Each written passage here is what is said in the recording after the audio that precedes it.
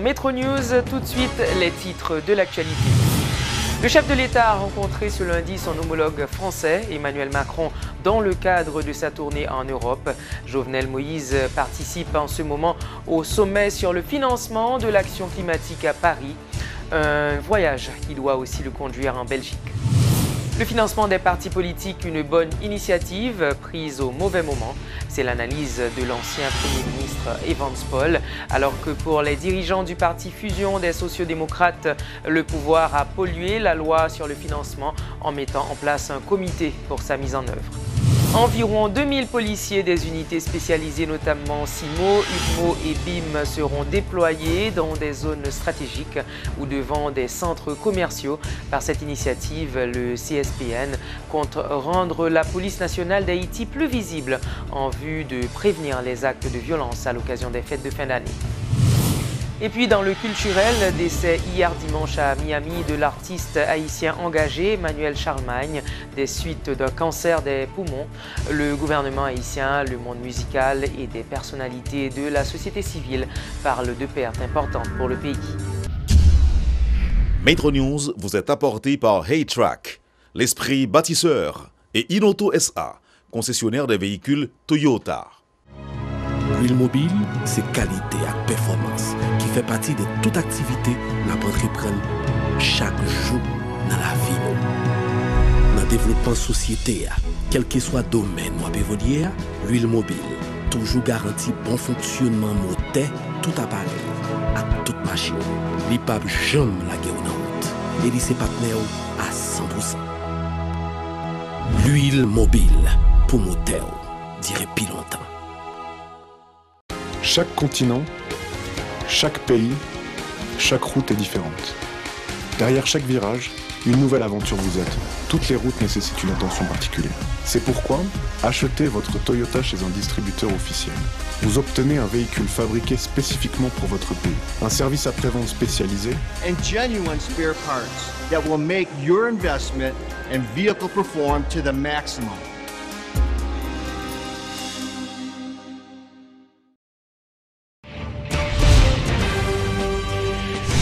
Comme prévu, le président Jovenel Moïse a rencontré son homologue français Emmanuel Macron ce lundi au palais de l'Élysée à Paris. Coopération, expertise, changement climatique et investissement ont été au menu des discussions. Le président français a évoqué les éléments abordés dans le cadre de cette rencontre. Pour sa part, le chef de l'État a mis l'accent sur la nécessité de renforcer les échanges commerciaux et la coopération dans le domaine de l'éducation. Jovenel Moïse a exprimé son plein soutien aux initiatives de la France pour faire face au réchauffement climatique. Haïti croit que le développement est une décision et un processus national. Au cours de nos échanges, nous avons convenu de renforcer les liens commerciaux entre les deux pays. La coopération en matière d'éducation à tous les niveaux, surtout l'enseignement supérieur et la formation professionnelle. Et aussi les capacités des institutions de l'État haïtien pour mieux faire face aux défis du développement. J'en profite pour saluer le leadership et l'engagement profond du président Macron pour la tenue du sommet sur le financement de l'action climatique. 2 ans après l'accord historique de Paris sur le changement climatique. Haïti soutient fortement cette initiative et entend, au cours de sa présidence tournante de la CARICOM de janvier à juin 2018, œuvrer pour l'adoption de mécanismes sous-régionaux pour permettre aux États insulaires de mieux adapter leur économie, leur environnement aux effets du changement climatique. Vous pouvez compter sur nous. En politique, les responsables du parti Fusion des sociodémocrates réclament l'application stricte de la loi sur le financement des partis politiques. Invités à la rubrique Le Point ce lundi, Rosemont Pradel et Edmond Supplice-Bozil ont par ailleurs demandé une refonte de cette loi en renforçant les conditions nécessaires pour constituer un parti dans le pays. Cette affaire de financement, c'est bien malheureux qu'on est en train de polluer en quelque sorte cette démarche. Moi, je dis, j'ai bien mesuré le mot, on est en train de polluer. C'est une pollution. C'est une démarche sérieuse, responsable, je dis, qui a été conçue dans la Constitution de 1987 par les constituants de l'époque. Un parti politique, pour qu'il évolue, il faut qu'il y ait en quelque sorte de l'argent. De l'argent pour faire quoi? Pour les activités. Il y a plusieurs activités. Mais où trouver alors cet argent? Ce sont les membres. Eh bien, à partir de ce moment-là, les constituants de l'époque avaient compris que la structure était trop faible. Eh bien, on a introduit ce qu'on appelle un financement pour les partis politiques qui représentait quoi? 1% des rentrées fiscales de ce pays. Maintenant, ce gouvernement, ou bien a décidé d'appliquer en quelque sorte cette loi, on dit, OK, c'est bon, mais c'est la façon de faire. La façon de faire, c'est-à-dire, on donne l'impression que c'est une faveur. C'est très mauvais, parce que même le président de la République n'avait pas besoin de monter alors une commission pour faire ci, etc. Non, parce que c'est réglé par la Constitution et par la loi.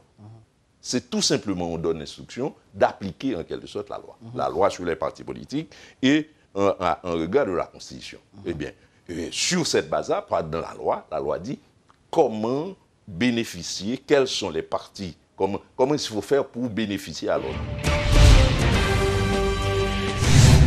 Les réactions sont nombreuses sur le sujet concernant le financement des partis politiques. Et selon l'ancien Premier ministre Evans Paul, c'est une bonne initiative prise au mauvais moment. Le leader du parti Convention Unité Démocratique, KID, est justement avec nous pour nous expliquer cette affirmation. Evans Paul, bonsoir. Comment vous expliquez votre position? Bonsoir Laurence. La position est claire. Il s'agit de l'application d'une loi qui donne la possibilité au gouvernement de financer les partis politiques. Et la loi est claire. Le budget national doit dégager 1% de son montant pour encadrer, pour financer les partis politiques. Alors, de ce côté, il est question d'appliquer une loi. Mais à côté de la loi, il y a le contexte politique. Alors, ce que j'appelle que c'est une nécessité, c'est une très bonne chose, puisqu'il s'agit d'appliquer la loi, puisqu'il s'agit de structurer la manière de faire de la politique en Haïti. Il n'existe pas de parti politique sans financement et il n'existera pas vraiment de politique rationnelle sans l'organisation des partis politiques. Et de ce côté-là, on est d'accord. De l'autre côté, on est conscient que nous vivons un contexte difficile avec des grouilles concernant le budget de la République récemment, des suspicions de corruption. Alors, on est traversé par tellement de tempêtes politiques, le moment est peut-être mal choisi. Alors, certains estiment que cette décision peut encourager la corruption. Êtes-vous de cet avis, M. Evans Paul? Il ne faut pas tout assimiler à la corruption. S'il s'agit d'appliquer une loi, si c'est fait dans la transparence, on ne saurait associer la démarche à la corruption. On peut parler de dispositions stratégiques. Est-ce que c'est une bonne chose d'encourager le pilulement des partis politiques en finançant 58 partis politiques? Ce sont des questions qu'on peut toujours poser dans un système démocratique, mais associer cette démarche à la corruption est pour moi inapproprié. Et quel devrait être le comportement des partis politiques bénéficiaires selon vous? Bon, il faut se préparer à se comporter correctement en appliquant la nécessité de la reddition de comptes. Tout un chacun qui gère des fonds publics, qui reçoit des subventions de l'État est obligatoirement lié à la nécessité de rendre compte. Alors, il faut toujours soumettre un rapport pour justifier les dépenses associées aux fonds qui ont été alloués à tel ou tel parti politique. Pour terminer, M. Evans Paul, pensez-vous que le gouvernement devrait surseoir à l'application de la loi sur le financement des partis politiques? Bon, non, je ne pense pas. Je ne pense pas. Je pense qu'il faut essayer de mieux faire parce que il y a un grave problème de société. Il y a une ambiance d'improvisation politique qui gère la bonne marche de la société. Notre démocratie exige qu'elle soit soudée aux partis politiques et le fait qu'on a des partis politiques de plus en plus faibles explique la grave crise de société caractérisée par des problèmes de gestion de politique publique. Pour moi, c'est une nécessité. J'insiste, c'est nécessaire, mais peut-être que le moment a été mal choisi. Mais puisque c'est déjà enclenché, le gouvernement n'a pas de choix que d'aller de l'avant. Merci, M. Evans Paul. Merci, ça a été un plaisir. Près de 2000 agents des unités spécialisées de la PNH, CIMO, UDMO et BIM seront déployés dans des zones stratégiques de la capitale pendant la période des fêtes de fin d'année, de manière à renforcer la présence policière dans les rues.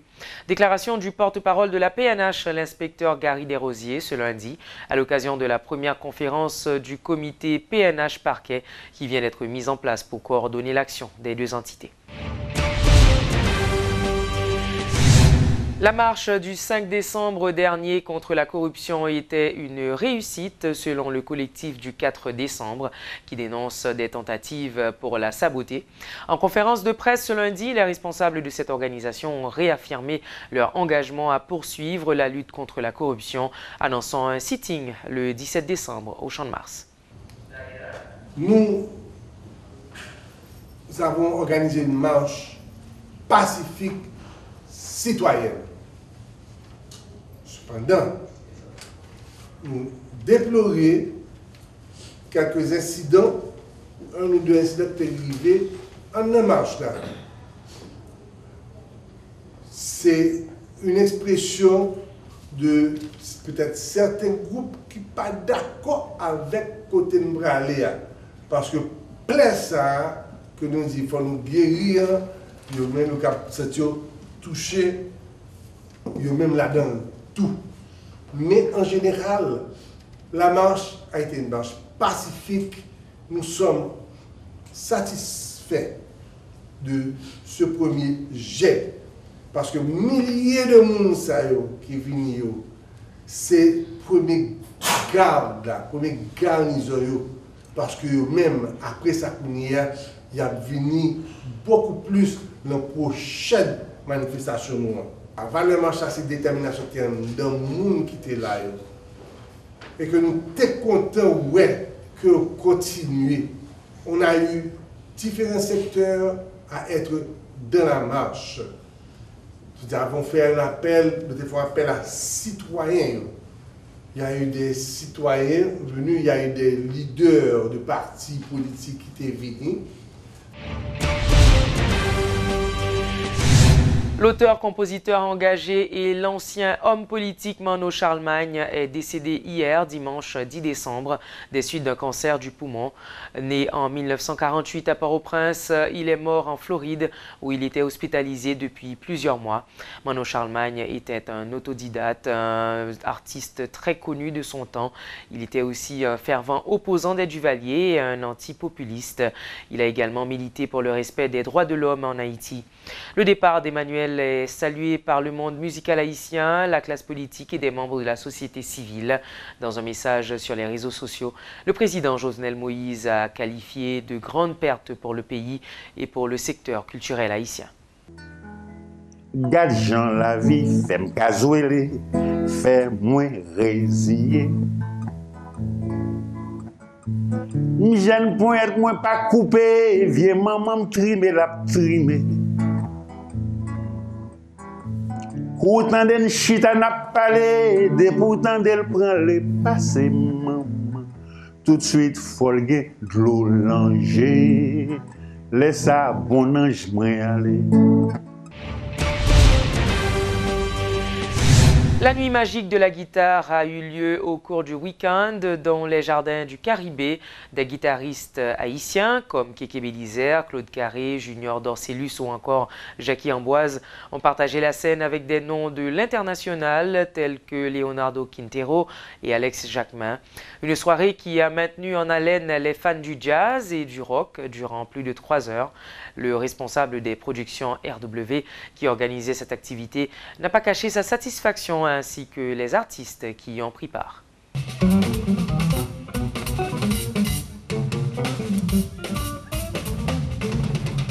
Il y a de plus en plus jeunes qui ont joué guitare, qui entraînaient en pile et qui bon. Donc, il y a besoin pour exprimer. Ils sont joués magique là et au moment de venir. À ce moment, je me dis bon, n'a fait pour nous donner une chance pour exprimer. Et puis bon, voilà.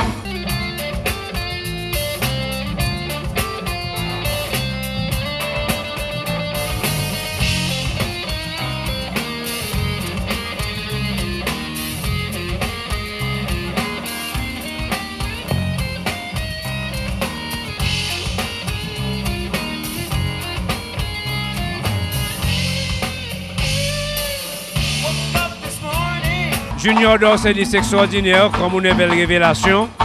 Jackie Amboise, c'est un incontournable de du magique là, à cause de formule strings, côté toujours grand pile guitare. Et puis, Jimmy Jean-Félix, que je ne pas trop depuis très longtemps. Alex Jacquemin, qui moi-même a particulièrement touché. Et puis, Léo Quintero, comme tu as parlé avec Konya, qui lui-même qui vient de Miami, qui est un Vénézuélien, qui gagne une belle technique en guitare tout.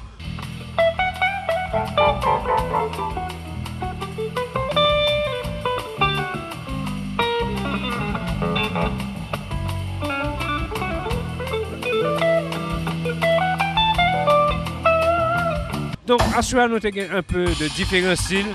Chaque nègre a une technique par eux, façon par eux. Et l'idée du magique là, c'est on partage. Côté tout guitariste, ou fort, ou bon technique, nous venons partager et puis nous échanger. Donc voilà.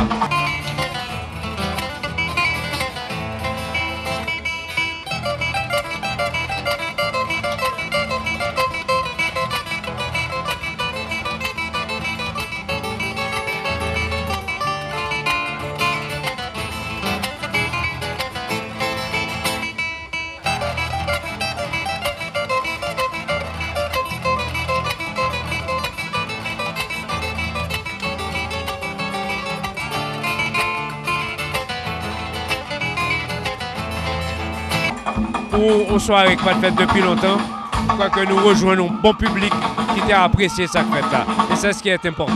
C'est tout pour aujourd'hui. On se retrouve très bientôt pour une autre édition de Metro News.